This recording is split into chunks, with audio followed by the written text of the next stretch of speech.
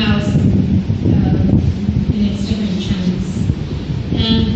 Because I think even even the older sort of leftist formations, it was the Revolutionary Socialist is a fairly new, like maybe 20 years old, sort of, and then the Socialist Current Party, which broke away from the Revolutionary Socialists. They're still sort of predominantly Trotskyist and raw fluid. And of the older parties that remain left parties, they sort of emerged sort of at a time when they were also sort of influenced by this sort of Arab nationalism. So that sort of reflects the way that they were organized. And it was sort of very much attached to Egypt's relationship with the Soviet bloc, or the region's left's relationship with the Soviet bloc. So I'm pretty sure there are individuals who are influenced by Maoism, but I'm unaware of any group or entity.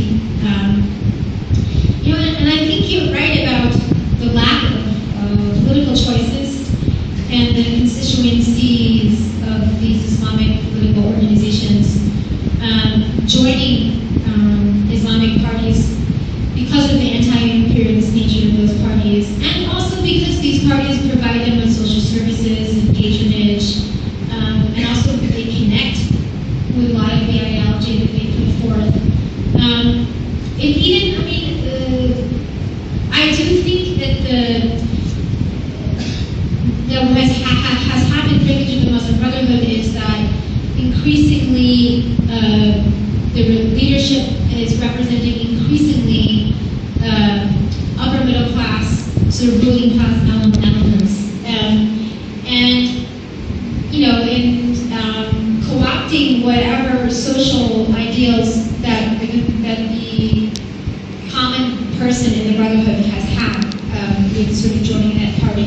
And it reflected in the way there were many unions, especially professional syndicates, when the Brotherhood dominated the leadership and had consistently won elections to lead those unions and syndicates. And they would exploit the issue of Palestine, or the issue of anti-imperialism, to take the workers' attention away from the problem and the factory floor.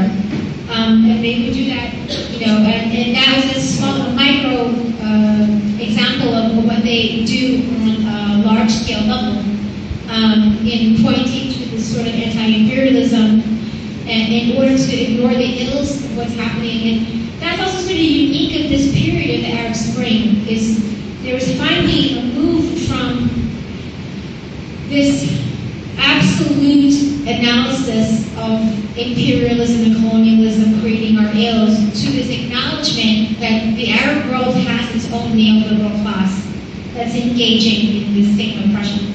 And that was a significant part of this. And the Brotherhood leadership, like